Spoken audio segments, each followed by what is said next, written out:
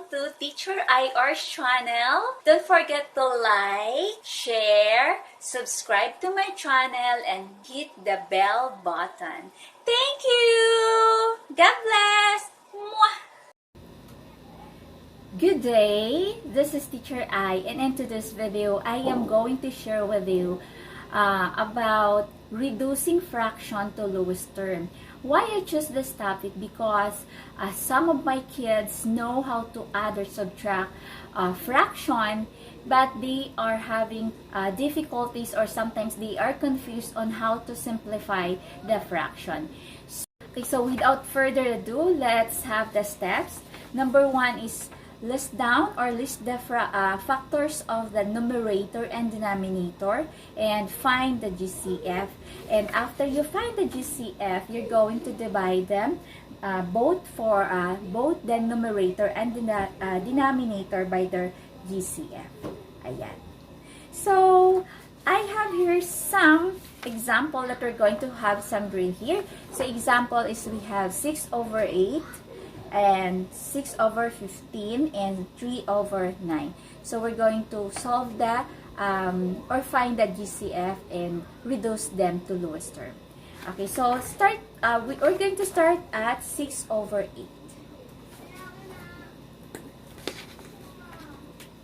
So I have here 6 and 8. So we're going to find first their common greatest common factor. So the factor for 6 is, what is the factor for 6? So we have, okay, when we multiply this number, it will give us the product of 6. It's 1 and 6. So 1 times 6 equals 6.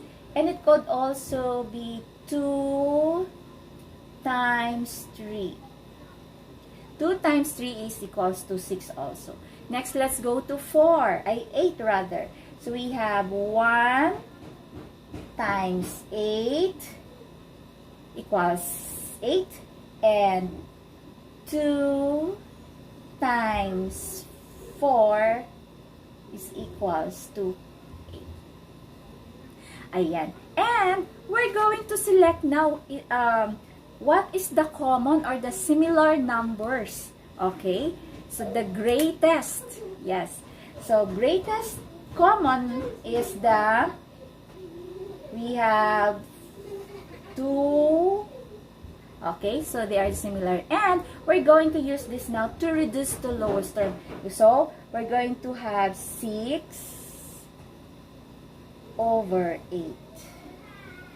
Okay, so divide 2.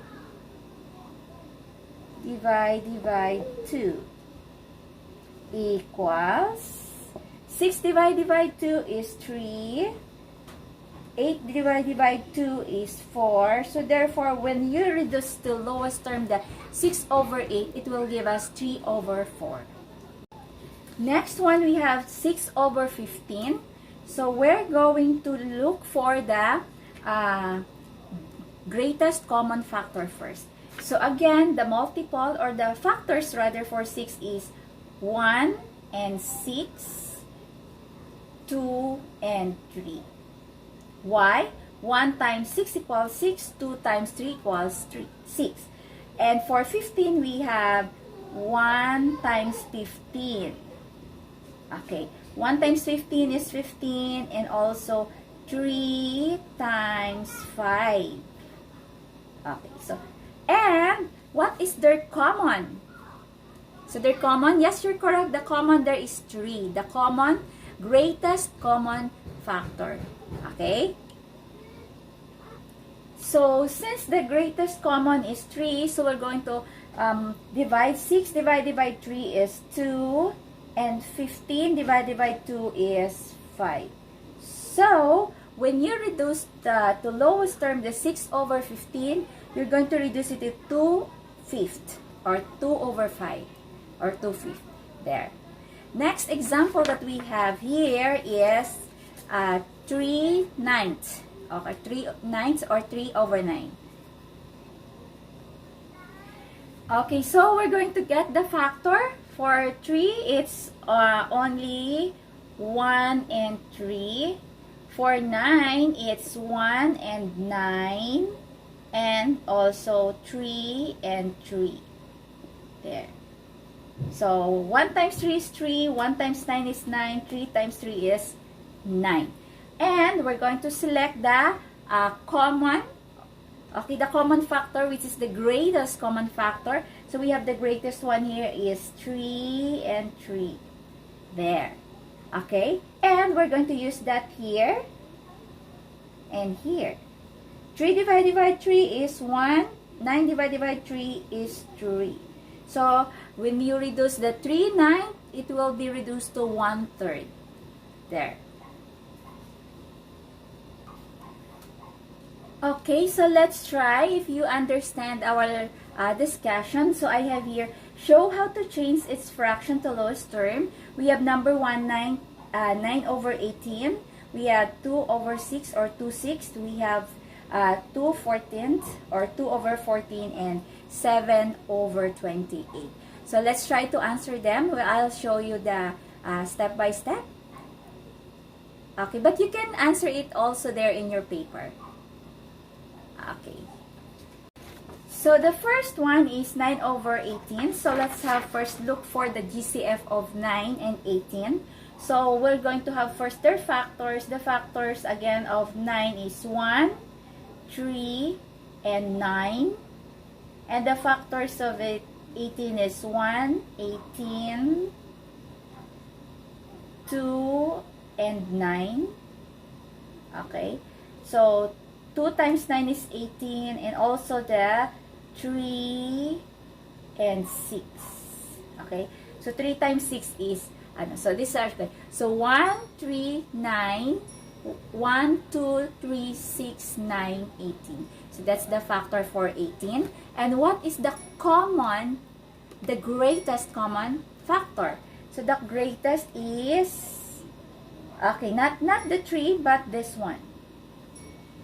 Okay? This one, the 3 and 3 is the same, but that is not the greatest.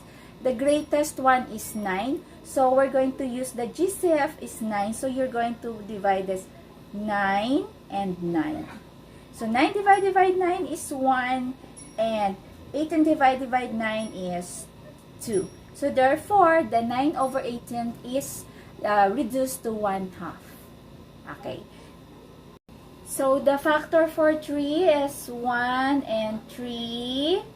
The factor for 6 is 1 and 6. And also 2 and 3. And their common is 3 and 3. So we're going to use 3. 3 divided by 3 is 1. 6 divided by 3 is 2. So when you reduce the 3/6, reduce to lowest term, it's 1/2. Okay, there. So after that, so let's go to the next one. So the next one is 2, 4. So the factor of 2 is 1 and 2. And the factor of 14 is 1 and 14. And also 2 and 7. And their common, greatest common is 2. So we're going to use 2 as the GCF. So 2 divided by 2 is 1. 14 divided by 2 is 7. So when we reduce 2/14 to lowest term, it will give us 1/7. Okay, there.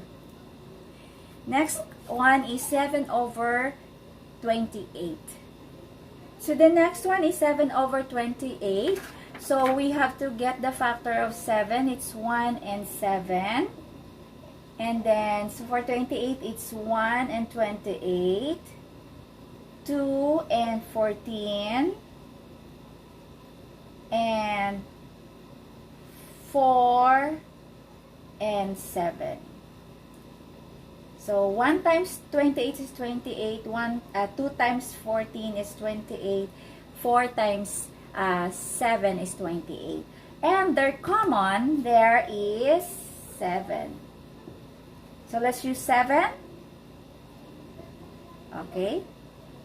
So 7 divided by 7 is 1. 28 divided by 7 is 4. So, when you reduce the lowest term, the 7/28, it will give us 1/4. There.